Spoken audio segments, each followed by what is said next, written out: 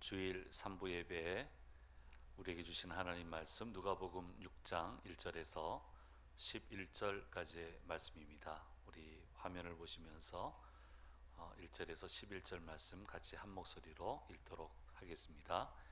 안식일에 예수께서 밀밭 사이로 지나가실새 제자들이 이삭을 잘라 손으로 비비어 먹으니 어떤 바리새인들이 말하되 어찌하여 안식일에 하지 못할 일을 하느냐.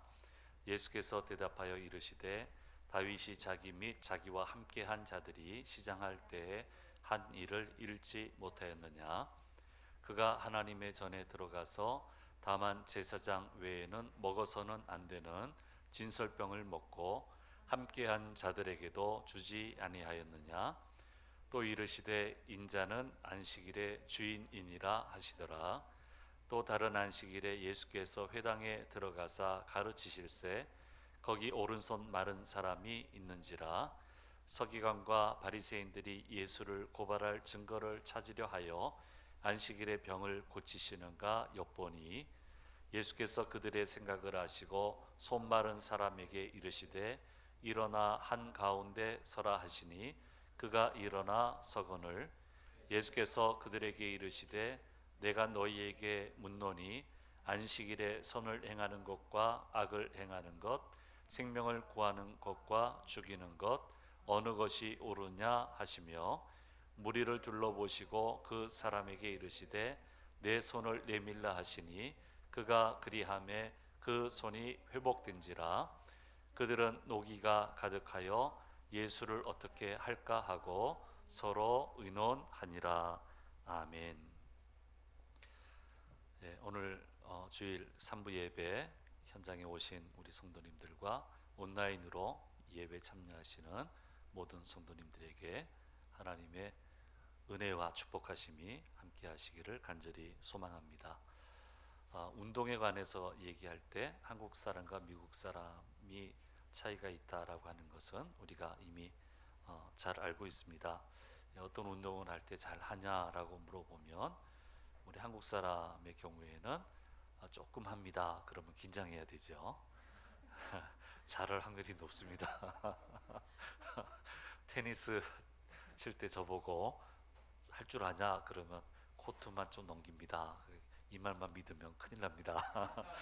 탁구 칠 때 잘하냐 물어봤을 때 그저 조금 넘깁니다. 이 말 그대로 믿으면 안 됩니다. 저도 그렇게 얘기하거든요.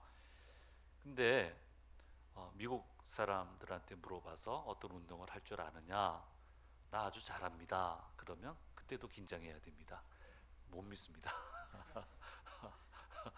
액면 그대로 제가 믿어서 아주 중요한 행사에 잘하는 줄 알고 그분들을 넣었다가 얼굴이 화끈거릴 정도로 망신당한 일이 2번이나 있었기 때문에 뭔 일을 할 때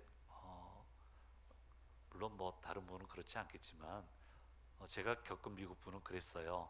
그래서 그 일을 겪고 난 다음에 이런 일을 할 때는 그 사람이 잘한다 그러면 꼭 친구들한테 물어봐요. 진짜 잘하냐? 그냥 하는 듯이 얘기하지 말고 제대로 말해달라. 그렇게 이야기를 합니다.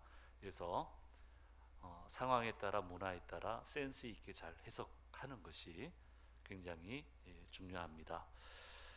이 예수님의 일대기를 보면은 제사장, 바리새인, 서기관, 사두개인들하고 이렇게 계속 평행선을 그을까? 만나기만 하면 갈등을 일으키실까? 도대체 왜 이럴까? 아주 안타깝고 이 사람들 도대체 왜 그럴까? 그런 생각이 드는데요. 여러 가지 이유가 있겠지만 저는 그 이유 중에 중요한 한 부분을 차지하는 것이 해석의 차이가 있다. 해석의 차이에서 온다. 그런 생각을 해보곤 합니다. 일단 이스라엘 사람들에게는 아픔이 있습니다. 지금 로마의 통치를 받고 있거든요. 하나님의 백성이 이런 대접 받으면 안 됩니다. 이런 불합리하고 이방인들이 선민을 다스리고 이럴 수는 없는 거예요. 그런데 그 근본적인 원인은 하나님의 심판 때문이다. 그러면 심판에서 벗어나서 하나님 백성으로서의 그 고유의 특권을 찾으려면 어떻게 해야 되겠느냐? 그럼 거룩해야 된다. 그런 해석을 심리적으로 할 수가 있습니다. 거기까지는 괜찮아요. 거기까지는 문제가 없어요. 그런데 지극히 거룩한 하나님의 백성이 되려다 보니까 거룩에 대한 일종의 강박관념이 생기죠. 뭘 하고자 하면은. 그러니까 마음의 여유가 없어지게 된 거예요. 그러니까 마음의 여유가 없어지면 어떻게 됩니까? 조그마한 것도 그냥 넘기지 못해요. 공격성을 보여요. 그러니까 집단적인 강박관념을 엿볼 수가 있고요. 집단적인 공격성을 엿볼 수가 있습니다. 그래서 이 제사장, 바리새인, 서기관들 보면은 아주 공격적이에요. 아주 공격적이에요. 조그마한 것도 보아 넘기지 않아요. 그러니까 이 사람들 만나면은 그냥 절망이에요. 공격적이니까 비판하고 말도 험하고, 그러니까 화나 있잖아요. 막 늘 그냥 살펴보려고 그러고 얼마나 불편해요. 그러니까 이분들을 만나면 이스라엘 사람들은 좌절을 하게 되는 거고요. 이런 성향을 가지고 있으니까 예수님 웬만한 행동은 그냥 넘어갈 수가 없는 거죠. 그러면 이 사람들이 진짜 거룩한 사람들이냐? 우리 소위 개그 용어로 얘기하면 도찐개찐입니다. 안 거룩합니다. 예수님 이 사람들 굉장히 타박했어요. 신랄한 비판을 합니다. 자신들도 지키지 못할 것을 사람들에게 요구한다. 사실이 아닌데 사실이라고 해놓고 양심의 가책도 안 느껴요. 처음엔 느꼈겠죠. 그런데 어느 순간 넘어서면은 가책을 안 느껴요. 자기들도 안 지켰는데 안 지킨 거에 대해서 처음에는 조금 미안한 감정이 들겠지만 이래 잊어버려요. 당연시 여겨요. 그래서 이거를 심리학적인 정신과적인 용어로 하면은 허언증이에요. 잘못을 해놓고 진실하다고 믿어요. 이게 집단 허언증이 일어나는 거예요. 눈 하나 깜짝이질 않아요. 그래서 예수님이 마태복음 23장 1절에서 4절 말씀에 이들에 대해서 평가를 이렇게 하시고 있는 것을 성경은 기록해 놓고 있습니다. 같이 읽겠습니다. 이에 예수께서 무리와 제자들에게 말씀하여 이르시되 서기관들과 바리새인들이 모세의 자리에 앉았으니 그러므로 무엇이든지 그들이 말하는 바는 행하고 지키되 그들이 하는 행위는 본받지 말라. 그들은 말만 하고 행하지 아니하여 또 무거운 짐을 묻고 사람의 어깨에 지우되 자기는 이것을 한 손가락으로도 움직이려 하지 아니하며, 이렇게 얘기하고 있습니다. 그리고 나서 이제 5절 이하의 말씀 보면 바리새인들이 잘못하는 게 나오는데요. 좀 과감한 표현을 하면 토악질이 날 것 같아요. 그렇게 위선적일 수가 없어요. 정말 나쁜 사람들이에요. 그런데 자기들은 선하다는 거예요. 그걸로 비판하고 그러니까 누가 이 사람들 앞에 선들 의인이 될 수 있겠어요. 그러니까 모든 게 무너지는 거예요. 어느덧 죽음의 문화가 점령을 하고 절망의 문화가 절망을 하고 모든 것이 비판으로 끝나고, 그러니까 모든 게 조심스러우니까 해야 할 일도 제대로 못하게 되고. 믿음은 그런 게 아닌데요. 저도 어릴 때 이런 교회를 다녀봤는데 예수 잘 믿는 교회라고 스스로들 얘기합니다. 우리만큼 믿는 사람들은 없다. 근데 모든 게 비판이에요. 아니 하나님 앞에 안 그래도 쓰면은 쪼그라드는데 초라하고 얼굴 보기도 참 민망하고 주님 십자가 바라보기도 민망하고 하는데 전부 다 비판이에요. 늘 짓눌려 살아. 예수 믿으면 자유함이 있어야 되는데, 기쁨이 있어야 되고 찬양이 넘쳐나야 되는데 늘 짓눌려 있어요. 그건 아니잖아요. 그러니까 바리새인들이 지금 그렇게 한단 말이에요. 그래서 주님은 이것이 잘못되었다라고 하는 것을 끊임없이 이야기하고 계시고, 오늘 안식일 논쟁에서도 이 부분에 대해서 분명하게 지적하시고 말씀하고 있습니다. 안식일을 지키는 것은 거룩의 핵심이에요. 경건의 핵심이에요. 분명히 이거는 핵심이에요. 그런데 이 바리새인들, 서기관들, 이분들 입장에서 볼 때 예수님하고 제자들이 안식일의 규례를 어깁니다. 탈무드에는 안식일에 지켜야 되는 규례가 한 1000가지 정도 있고요. 노동에 관한 거는 39가지예요. 그런데 이 안식일에 예수님의 제자들이 39가지 중에 4가지 죄를 지금 짓고 있습니다. 1절 말씀에 보면은 그 죄 지은 게 나와요. 이게 죄예요. 같이 읽겠습니다. 안식일에 예수께서 밀밭 사이로 지나가실새 제자들이 이삭을 잘라 손으로 비비어 먹으니. 첫 번째 죄는 이삭을 땄으니까 거두는 죄를 지었고요. 두 번째는 손으로 비비었으니 키질하는 죄를 저질렀고요. 세 번째는 껍질을 벗겨 알곡을 만들었으니 타작하는 죄를 지었고요.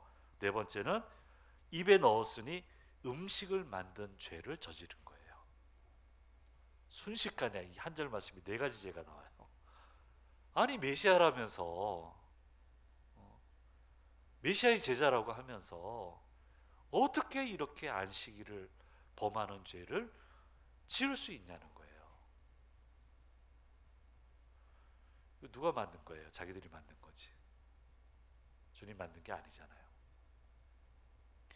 여기에다가 안 그래도 화가 나 있는데 오른손 마른 사람이 있습니다. 이것도 지켜봐요. 근데 이 오른손 마른 자를 고치니까 이제는 폭발해요. 9절에서 11절 말씀에 그 폭발하는 장면이 나오죠. 같이 읽겠습니다.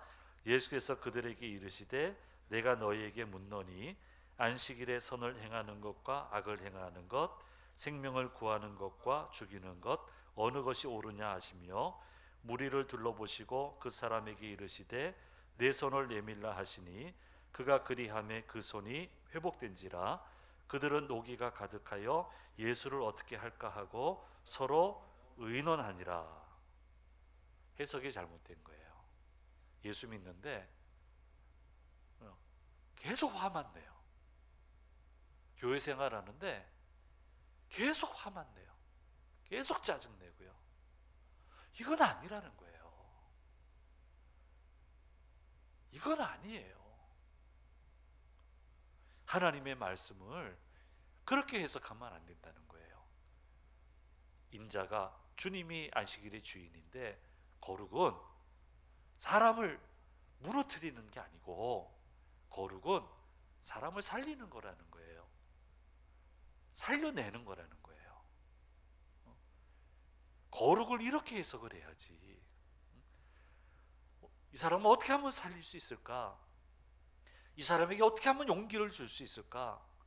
이 사람에게 어떻게 하면 희망을 줄 수 있을까?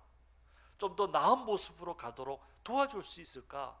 모든 걸 그렇게 해석을 해야 되는데 이래서 안 되고 저래서 안 되고 짜증내고 화내고 하나님 받으시겠냐 그러고, 하나님이 알아서 하시는 거지. 뭐 사람이 받고 안 받고 얘기를 해요. 이게 아니라는 거예요. 그래서 우리 신앙생활은, 믿음 생활은 거룩해야 돼요. 그런데 그 지향점은 살림이에요. 무슨 계획을 해도, 아이템을 가지고 가도, 행사를 해도 살림이 주제가 돼야 돼요. 방향이 이렇게 가야 된단 말이에요. 이게 성경적인 거룩이고, 이렇게 할 때 주님이 그곳에서 임하여 역사하신다는 거예요. 그래서 거룩 중에 제일 큰 거룩은 하나님의 백성으로 하여금 백성으로 살게 하는 거예요. 하나님의 사람으로 살게 해주는 게 가장 큰 거룩이에요. 그걸 뭐라고 얘기합니까? 전도라고 하는 거고요, 성교라고 하는 거예요. 그래서 전도를 잃어버리면, 성교를 잃어버리면 그건 거룩이 아니에요.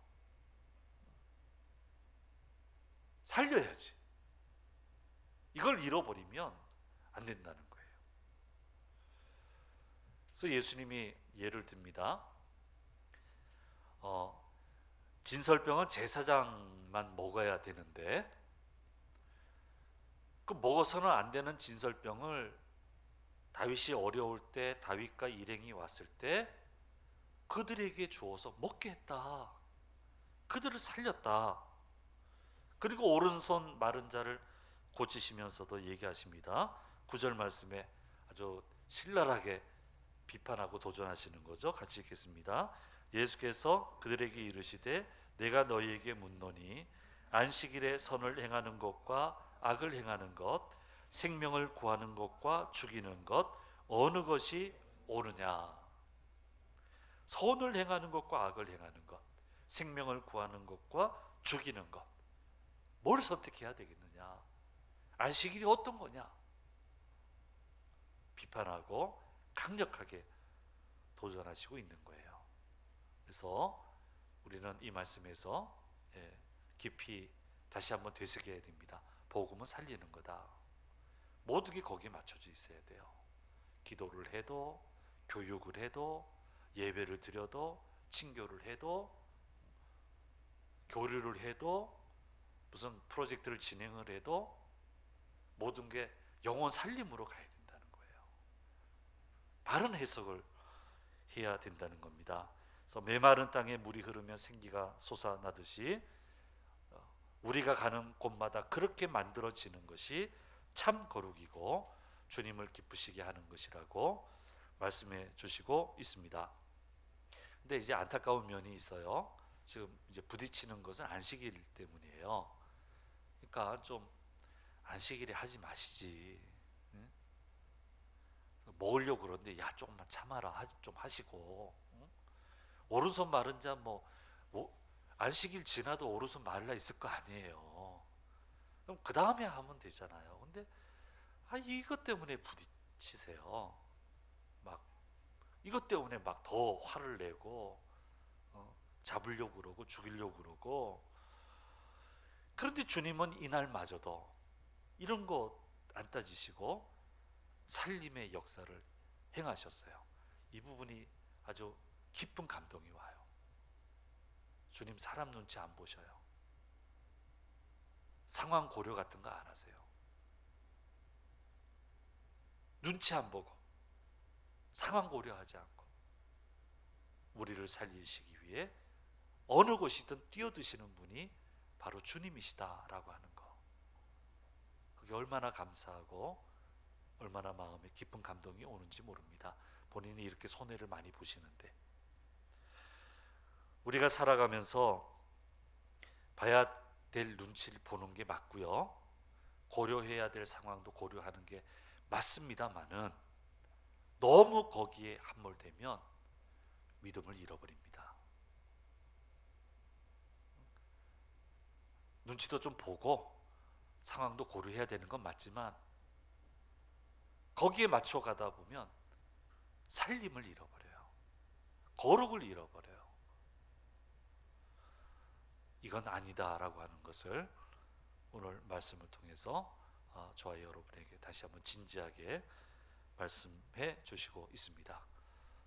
이날마저도 살림의 역사를 행하신 주님, 이날의 참 거룩이 무엇인가를 보여주신 주님, 이 주님을 우리 깊이 사랑하고 이분이 행하신 모든 이적을 다시 한번 깊이 묵상하며 살림의 역사를 이루는 복된 한 주간이 되어야 될 줄로 믿습니다.